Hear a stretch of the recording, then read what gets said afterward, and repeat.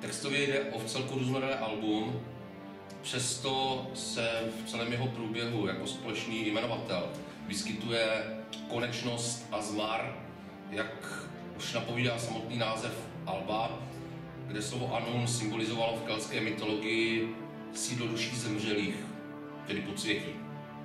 Debutová deska Torg není koncepčním dílem, ani hudebně, ani textově, což plně realizuje naši původní myšlenku nebýt žánrově zařaditelnou kapelou, která si určuje bariéry, ve kterých se chce pohybovat.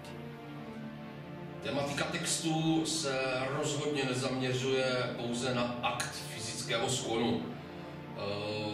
Nabádá také k zamýšlení se nad morálním úpadkem člověka, bezcharakterností a lhostejností.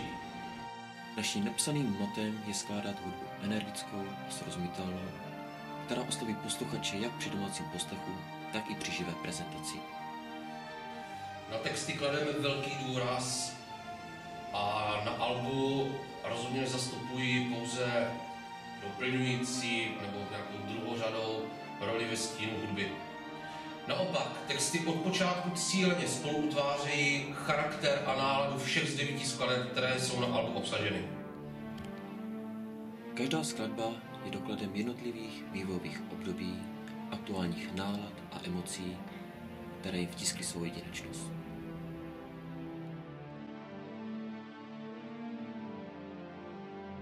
Vzhledem k problémům, které provázely vydání tohoto alba, jsem nesmírně šťastný, že zanedlouho nabude fyzické podoby a bude tak k dispozici široké veřejnosti. Jsem moc rád, že jsem se mohl podílet na nahrání této energické a agresivní desky. Vyhovuje mi její hudební, textová různorodost a přímočarost.